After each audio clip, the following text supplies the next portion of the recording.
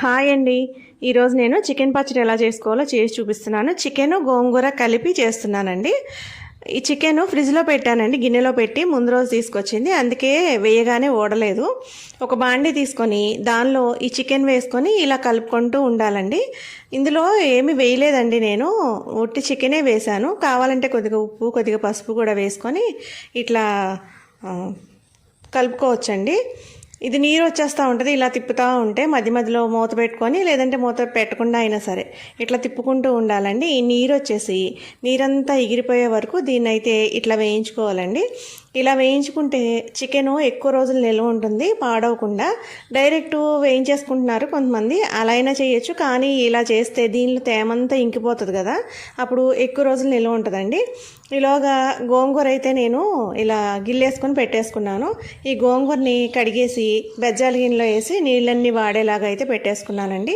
ఇదిగోండి, ఈ చికెను నీరంతా వచ్చి ఎగిరిపోయింది చూసారా. దీన్ని ఆయిల్ పెట్టుకుని అయితే వేయించుకోవాలండి. నేను నువ్వుల నూనె అయితే వేసుకున్నాను. ఈ నువ్వుల నూనె కొద్దిగా పొంగుతుందండి, అందుకే కొద్దిగా ఫస్ట్ ఎవరో చెప్పారు చింతపండు వేస్తే పొంగకుండా ఉంటుందని. అలా చింతపండు వేసేసి అయితే కొద్దిసేపు ఉంచుకున్నానండి నేను. ఆ తర్వాత ఇదిగోండి చికెన్ ముక్కల్ని ఇట్లా వేసేసి అయితే వేయించేసుకుంటున్నానండి నేను. ఈ చికెన్ పచ్చళ్ళు చాలామంది బయటది కొనుక్కుంటూ ఉంటారు, కానీ నేనైతే అసలు ఎప్పుడు కొనలేదండి. ఎప్పుడు నేను ఇంట్లో ఇట్లా చేసుకోవడమే. నాకు చేతగానప్పుడు కూడా ఏదో వచ్చినట్టు చేసుకునేదాన్ని, కానీ ఇప్పుడైతే మంచిగా చేస్తున్నాను. ఇదిగోండి గోంగూర ఇట్లా క్లాత్ మీద వేసేసి తడారే వరకు ఆరబెట్టుకున్నానండి. పచ్చడి నిల్వ ఉండాలి కదా, అందుకని ఇట్లా ఆరబెట్టుకోవాలి. ఇదిగోండి చికెన్ ఇట్లా ఎర్రగా వేయించుకోవాలి. అది ఫ్రిడ్జ్లో పెట్టుకోకుండా పిల్లలు హాస్టల్లో అది ఉంటారు కదా, వాళ్ళ కోసం అయితే ఈ బాగా ఎర్రగా వేయించుకోవాలండి. లేదంటే కొంచెం తక్కువ వేయించుకున్నా సరిపోతుంది. ఇదిగోండి వేగిన ముక్కలను అయితే ఒక గిన్నెలోకి తీసేసుకొని ఇంకా మిగతా చికెన్ కూడా ఇట్లా మళ్ళీ ఆయిల్లో వేసేసుకొని వేయించుకోవడం అయితే స్టార్ట్ చేశానండి. బయట ఉంచుకుంటే అదే బాగా ఎర్రగా వేపితే బయట ఉంచుకున్నా పర్వాలేదని చెప్పాను కదా, అదే పిల్లలు హాస్టల్లో ఉంటే బయటే ఉంచుకోవాలి కాబట్టి ఎర్రగానే వేయించాలండి. ఇది మా అమ్మాయికి హాస్టల్కి పంపించడం కోసం అయితే నేను చేస్తున్నాను. బాండీలో చికెన్ వేయించుకున్న నూనె ఉంది కదా, అది వేరే బాండీలో వేసి గోంగూర వేసి అయితే వేయించానండి. ఈ గోంగూర కొంతమంది ఇట్లా ఉడికించిన తర్వాత మిక్సీ పడుతున్నారు. నేనైతే ఇట్లా ఆకులాకులుగా ఉంటే బాగుంటుందని చెప్పి ఇలాగే ఉంచేసుకున్నానండి నేను. కొంచెం ఆయిల్ ఎక్కువ వేసి వేయించుకుంటే బాగా ఎర్రగా వేగుతుంది కదా, పాడవకుండా ఉంటుంది పచ్చడి అని చెప్పి ఇట్లా నేనైతే వేయించానండి. ఇదిగోండి, ఇది బాగా త్వరగానే వేగిపోతుంది గోంగూర. ఈ గోంగూర బాగా ఎర్రగా వేయించుకొని దీన్ని పక్కన పెట్టేస్తానండి.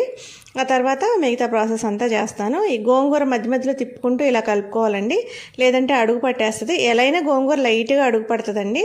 తర్వాత ఈ చికెన్ వేయించుకున్నాక మిగిలిన ఆయిల్ ఉంది కదా, ఈ ఆయిల్లో అల్లం వెల్లిపాయ పేస్ట్ అయితే వేస్తున్నానండి.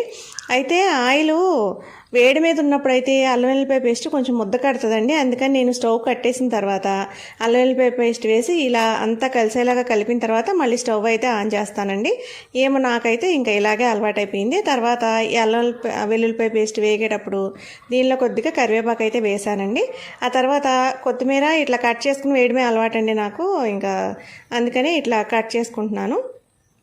కొత్తిమీర కరివేపాకు వేసి ఇది వేగితే బాగుంటుందండి దీని టేస్ట్ అయితే.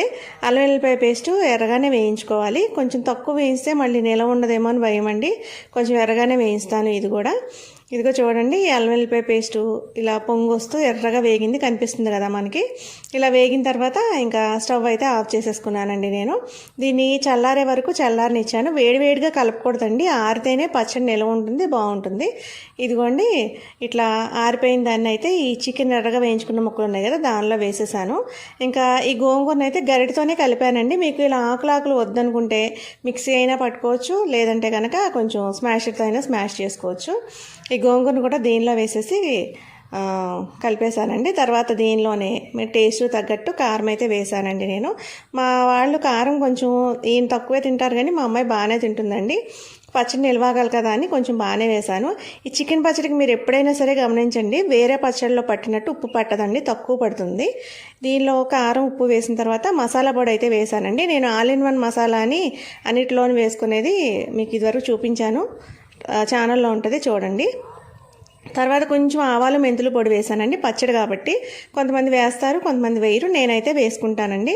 తర్వాత గరిటతో కన్నా చేతితో కలిపితే ఈజీగా కలుస్తుందని చెప్పి ఇట్లా చేతితో అయితే కలిపానండి. మా వాళ్ళకి ఈ గోంగూర చికెన్ పచ్చడి అయితే చాలా బాగా నచ్చిందండి. నేను ఈ పచ్చడి అయితే ఫస్ట్ టైం చేశాను. ఇదివరకు అయితే ఉట్టి చికెన్ పచ్చడి చేసేదాన్ని కానీ గోంగూర అయితే చేయలేదండి. ఇంకా చేపల పచ్చడి, రొయ్యల పచ్చడి అన్ని రకాలు చేశాను. ఈసారి ఎప్పుడన్నా కుదిరితే అవి కూడా చేసి వీడియో పెడతానండి. మీకు ఈ వీడియో నచ్చినట్టయితే నా ఛానల్ లైక్ చేసి సబ్స్క్రైబ్